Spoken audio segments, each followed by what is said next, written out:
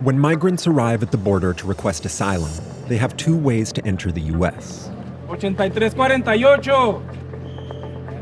8349. The first is to go through an official border crossing. But the U.S., in a policy called metering, allows in only a few people each day. Thousands are left waiting. The people you see here went with the second option. They're crossing between ports of entry, a misdemeanor under American law. More and more migrants are taking this path. Last month, the number found crossing illegally almost hit 100,000, the highest in 12 years. A large majority, more than ever before, are families.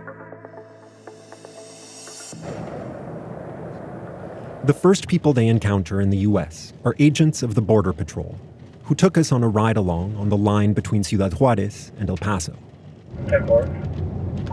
Bright control, Mike 23. We got another group heading in this direction, probably about 7 or 8.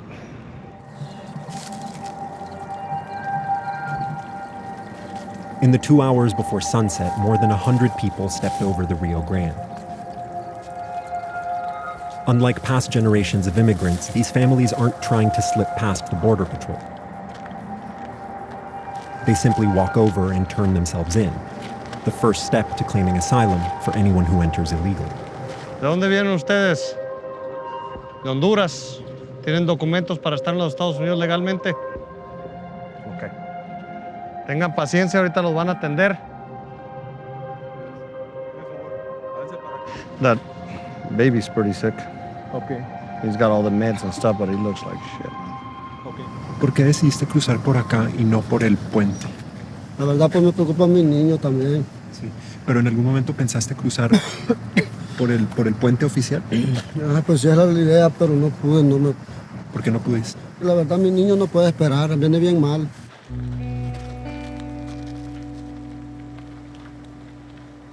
¿Alguien aparte del niño está lastimado? ¿Está enfermo? ¿No? Ok. Cuando lo llevemos a la estación, allá pueden ver el médico. Ok. Go ahead, do you want more? Rough call, the group is 15.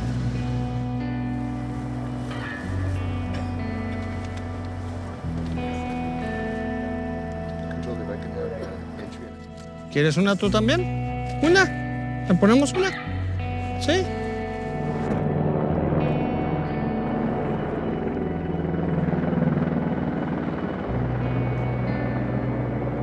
Listo. Pásenle ahí con el oficial.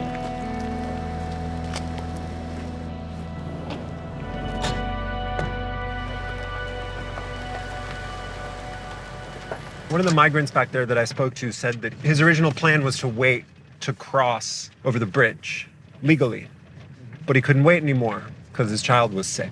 Do you think that the fact that people are having to wait so long to cross legally is pushing them to cross this way illegally, the way we're seeing them cross right now? No. Why not? No, the capacity is the same thing. Even if we'd allow everybody to come in, even at the ports of entry, we'd be faced with the same situation. So why not allow everyone to Hours, come in at the ports of entry? days, because that way we can control what is in our custody. Remember, we gotta have people. So you gotta bring in 200 people. Where are you gonna put them? Where? But they're crossing anywhere. Where? Do you see But- what I'm saying? That's what I don't understand. But you gotta, if you can control your capacity, I would. If I can control my capacity here, I would too. I got no way of controlling it.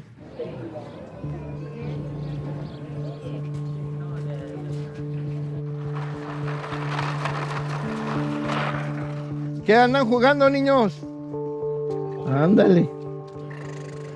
Shelters in Mexico, like this one, run by Pastor Juan Fierro, are crowded with asylum seekers torn between crossing illegally and waiting their turn.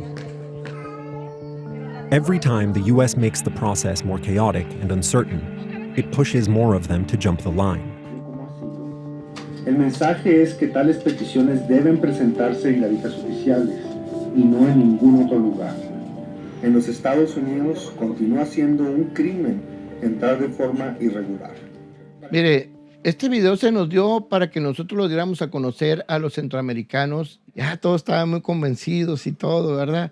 empiezan ellos a ver la noticia de que Trump dijo que iba a cerrar las fronteras y llegaron a preguntarme, oiga, pastor, es que si cierran la frontera nosotros ya no tiene razón que estemos esperando el número.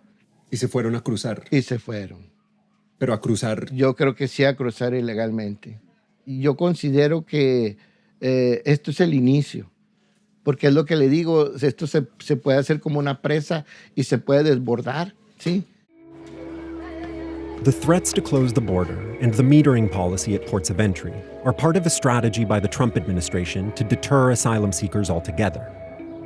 In its latest move, known as the Migrant Protection Protocol, the Trump administration has sent about 5,000 people back to Mexico to wait out their asylum cases, which can take months or years. Eso es para echarse aquí, no para comérselo. That includes Caterine Molina, who fled Honduras with her family after she went to the police there to report death threats from a gang. El que está ahí para poner la denuncia, el de la policía, me dice que yo no sabía con quién me estaba metiendo. Porque somos, me dijo, un grupo muy grande. Somos. Y ustedes lo que van a hacer es aparecer muertos. Si quieren esas niñas que tienen, digo, váyanse del país. Molina waited 41 days to cross legally, only to be turned back to Mexico to wait even more. The experience left her feeling that when the US tells people like her to come the right way, what it really means is don't come at all. Pero la verdad que después de todo esto que ha pasado, yo me arrepiento de haber esperado el número. Yo, si un familiar mío viene para acá, yo le diría, no lo esperes, no esperes el número, porque yo ya lo esperé mucho tiempo y no valió la pena. Fue algo en vano. There's a group behind her with children. ¿Cuánto tiempo tienen viajando? Como unos 20 días. Como 20 días. ¿Por qué se vino de Guatemala? Yo sí, por amenazas. Por amenazas. ¿Y usted, señora? El papá de él murió. Y por eso me vine. Judging by the numbers on the border, the Trump administration's strategy of deterrence has failed. Republicans in Congress want to crack down harder. A Senate bill proposed today would effectively shut down the border to Central American asylum seekers and allow authorities to detain children for much longer. But many such proposals have died in Congress, and that has led Trump to consider going back to a more ruthless approach. The president has talked about how he wishes he could and wants to reinstitute zero tolerance in family separations. How would you feel about that? If that's what the government asks me to do tomorrow, then that's what I do. I gotta set my feelings completely aside from my duties. I'm a Border Patrol agent 24 hours a day, 7 days a week. I do what I am told to do.